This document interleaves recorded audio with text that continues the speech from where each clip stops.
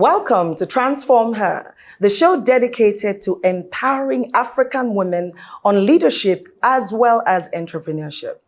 Our mission on this show is to dismantle barriers, ignite audacity, and usher in an era of inclusive leadership, thereby driving prosperity across the African continent. I'm Ifeoma Williams, and I'll be your guide on this transformative journey.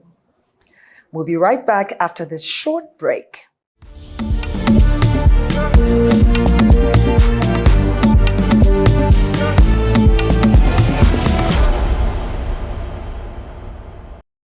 On this episode of TransformHer, we will be navigating the fast-growing world of fintech, or shall I say the rapidly growing world. And we have no other than the mastermind and co-founder of the Aku Digital Bank, Desi Onwumere. She's fondly called Desi. Desi, you are most welcome to the show. Thank you for having me. Wow, it's a rare privilege and honor to have Desi on this set. And our title for this episode, as is aptly put, is Digital Odyssey, Navigating the New Era of African Fintech. I must say that you have accomplished a mean feat, Desi, with Aku Digital Bank. I have to tell you a little bit about Desi. So when your first degree is from Yale and your master's is from Harvard, I mean, Ivy League back and front, and then you leave all of that and come to Africa to set up a digital bank that is fully licensed, yes? Absolutely, yes. Desi, wow. Just tell me about this journey from Ivy League academia to fintech in Africa. Yeah, I mean, thank you once again for having me on the Pleasure. show. It's been an interesting journey. Like you mentioned, I was raised in the UK, and I went to university in the US. I went to Yale. I didn't study law or medicine as the average African parent would like, but my parents really encouraged me and they believed in me, which I think inspires a lot of confidence in a child. So I took a lot of wild turns. When I went to university, when I first started university, I told my parents I wanted to study theology. And they said, okay, sure. And I ended up with a degree in political science and African studies. And then I got a job at a bank in New York, and I also got another offer at a consulting firm in London. And then I woke up and I told my parents, I'm moving to South Africa to work for an African telco, a telecommunications group, the Econet Group. And my mother was confused. As any mother would be. Yeah, my grandmother was in tears. But they believed in me. So I came, I moved back to the continent. I was in South Africa. I was 22, I didn't know anyone. And I started working and happened upon fintech. And I always say I started my journey in fintech before fintech was a thing. Back then, the main fintech players were telcos who were operating mobile money platforms on the continent, players like M-Pesa, EcoCash in Zimbabwe. And that was really the beginning of my journey. I learned a lot, and it was always my desire to move back home to Nigeria. And yes, and I was able to do that, moving back full-time in 2019, 2020-ish. Welcome home. Thank you. So what major challenges would you say that you faced? First of all, coming back to Africa and then transitioning to fintech. And the way to sum up this question, show us your battle scars. Fantastic. I would say as a young woman, when I first moved back to the continent, even before I moved back to Nigeria, I frequently found myself frustrated. Frustrated? Why? You know, there was a culture shock. Okay. Because there are, even in corporate spaces, there are certain expectations of women and of young people. Okay. African societies are generally ageist, and there's also certain biases or expectations of conforming to certain gender stereotypes Okay. that I didn't naturally conform to. And so when I was in South Africa, for instance, I became a COO at the Econet Group before I was 30. I was 28 or 29. Oh, wow. And in that kind of a role, I found myself super young, a woman in a male-dominated environment, being required to uphold a position of leadership, and feeling challenged by the fact that the culture wasn't necessarily very, very used to a young woman in that kind of a leadership position. When I got to Nigeria, I found the same thing. Working in different spaces in Nigeria, people, most people in leadership are older. Yes. Most of them are men. Yes. And so I've learned increasingly to read rooms that I enter. And I think, I don't know if it's appropriate to mention, but you and I had a chat earlier. Yes.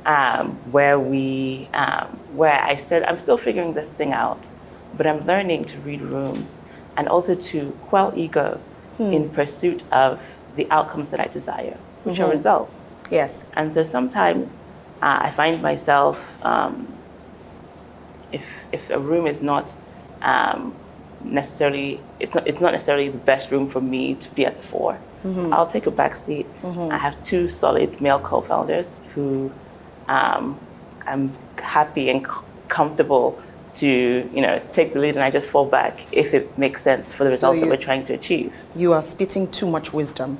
So I have to, because we like for our viewers to take away practical insight. Desi has just spoken about many things. She reads the room when she gets into the room, and she gauges if it's a forum where she should speak up or she should take a back seat. She also mentioned that she has two male co-founders. So ladies, TransformHer is not a feminist movement. As I say, let's embrace our femininity. If your collaborators are men, there's absolutely nothing wrong with that. Yes, I know you'll say, oh, you only interview women, Ifoma, so what are you talking about? Indeed, but if your collaborators are men, there's nothing wrong with that. Okay, so I want you to talk about ACO. Okay.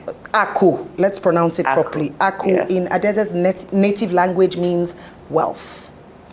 In setting up ACO, in Africa first of all, and then in Nigeria, I know a tad bit, but tell us, what are the challenges you faced in setting up ACO and running ACO? That's a good question. Like I mentioned earlier, I have two very strong male co-founders. What I did not mention earlier is that one of my co-founders is my husband. Wow. Yes. Your husband? Yes.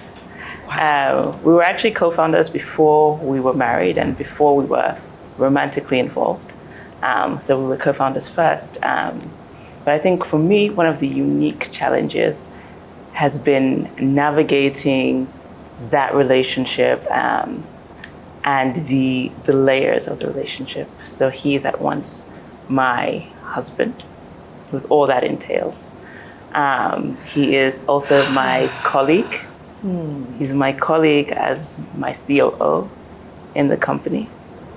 He's also... So he's your COO? Yes. And you are the CEO? Yes. Okay, this should make for an interesting story. Continue. And then he's also my boss as one of my major shareholders in the company. And so there are layers to the relationship. Indeed. And navigating that has required me to evolve as a business person, as a leader, as a wife and life partner, and has required me to develop a certain level of wisdom, apply a certain level of wisdom in how and when I guess, present each of the faces or each of the roles that I hold in that interaction. So sometimes I have a very strong view, and I recognize that I have a fiduciary duty as a CEO to my shareholders, to my colleagues in the business, to my customers. And if I feel very strongly about something, I do have a responsibility to put my foot down. I also have a role as a chief executive to shareholders and their expectations. And so navigating those expectations from a boss or a principal, I also have to apply a set of, then I'm a wife. Oh, wow. Desi, this is interesting. This makes a real interesting conversation. Ladies, are you listening? Desi is the wife of the other co-founder who happens to be the COO of the business, and she's the CEO. So she leaves home every day and goes to work to meet her boss, who is her husband. But the interesting part of this story, and the whole point is we continue to draw out insights that help us grow as individuals as well as leaders. So Adeze has to navigate, and I like the word you used, wisdom. Wisdom is profitable to direct, as the great book puts it, which is that at home you wear one hat, and even if tempers rise at home, when you cross over to the office, you wear another hat. And like you said, you have a fiduciary duty to the business and to shareholders. Ladies, these are the salient points that I'd like for you to draw from this episode. There are people who are watching us who are thinking of going into the fintech space, might not necessarily be a digital bank. There are women who are also watching who hold the view that it is totally impossible to work with your husband. Perhaps there are things you can glean from this episode, but it truly is not one size fits all. What we try to do on each episode is draw out practical resources, practical insight and tangible resources that can help you navigate the course of your journey, as we're doing in this rapidly growing world of fintech. I think one of the biggest challenges in any business, in any sector, not just fintech, if you have a vision that is large, you will invariably need to mobilize capital for your business, yes. Fundraising. Yes. In Africa today, and actually globally, there's a huge chasm that exists between funds mobilized by women entrepreneurs and male entrepreneurs. There's a huge disparity in the amounts raised. I think really? women are raising, in Africa, we're actually doing better than in other parts of the world, but I think we still raise less than 4% of all the venture capital funding raised on the continent entirely.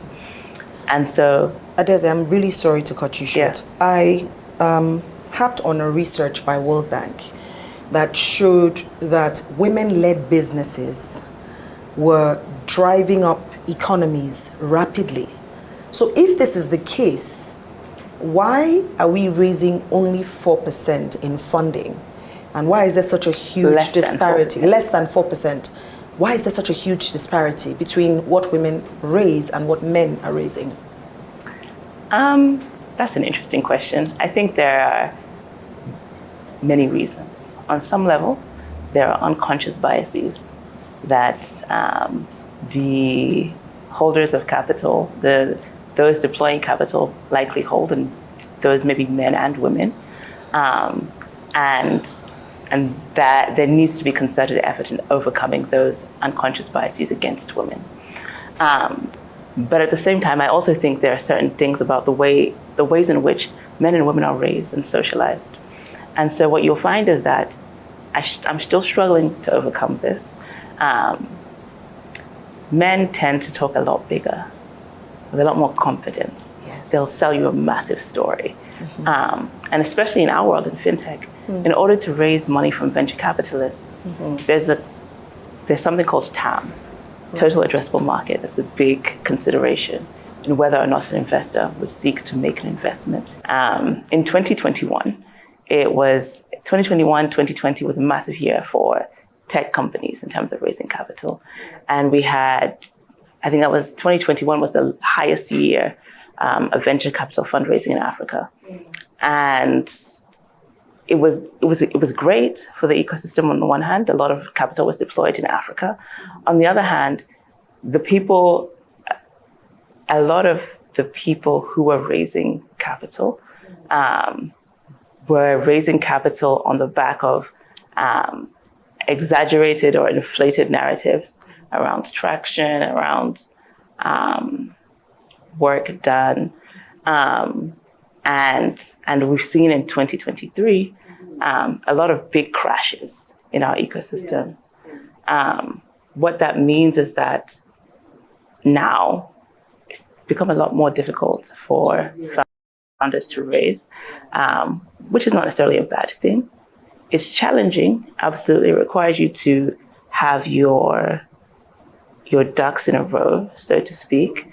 But I think in the long term, it will be very, very good for our ecosystem because it means that the companies that are being funded will be very strong, will have strong fundamentals, will be resilient for the long term, and will be solving real African problems.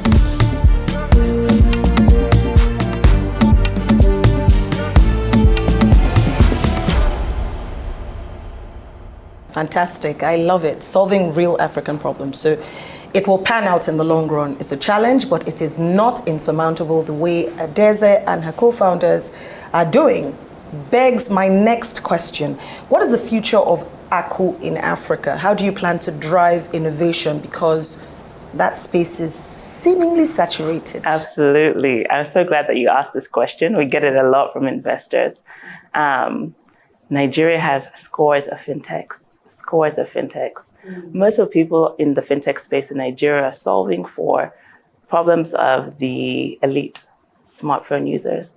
Smartphone penetration in Nigeria is around 50-ish%, which means that there's a vast majority of Nigerians who do not have smartphones. What that means is that if you're solving a fintech solution that is mobile app based, you've excluded 50% of the adult population. Wow.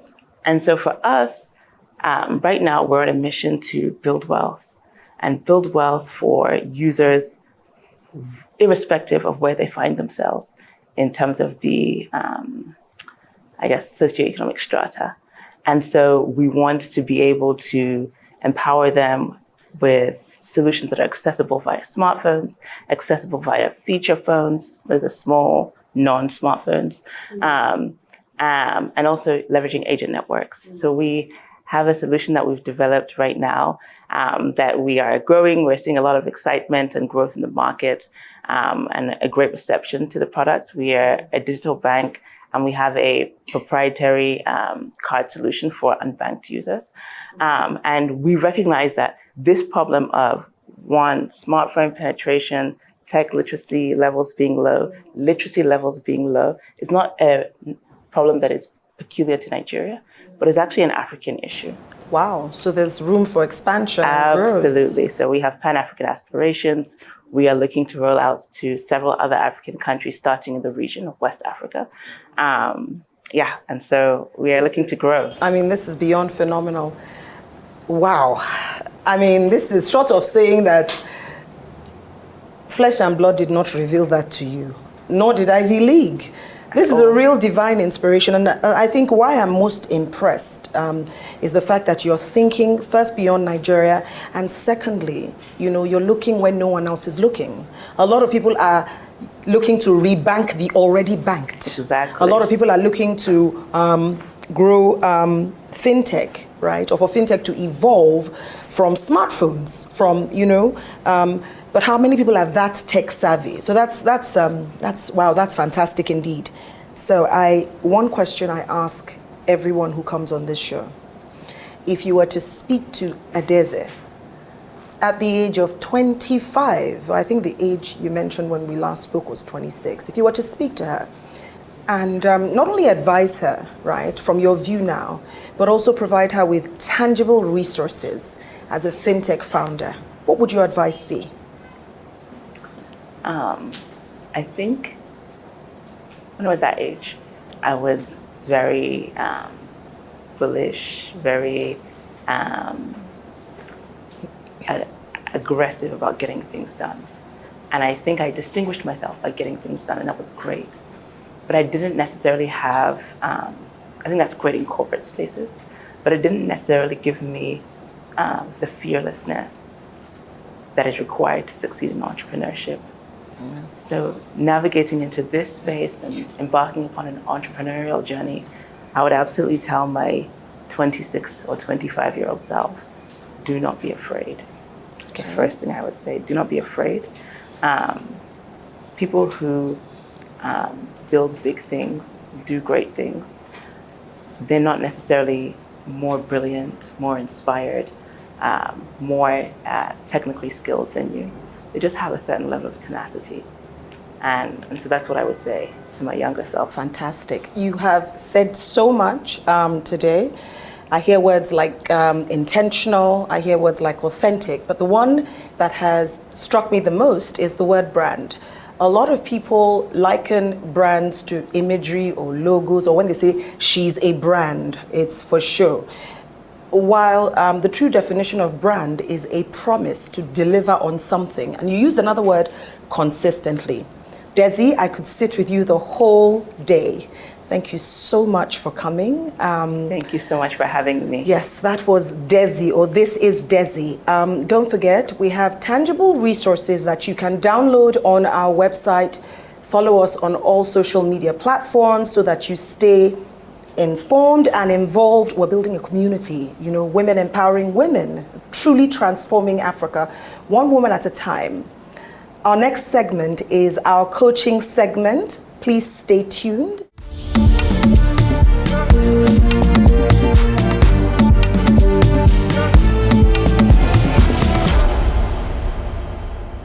Welcome to today's coaching segment on TransformHer. We continue to speak on the topic of flexibility and resilience in leadership.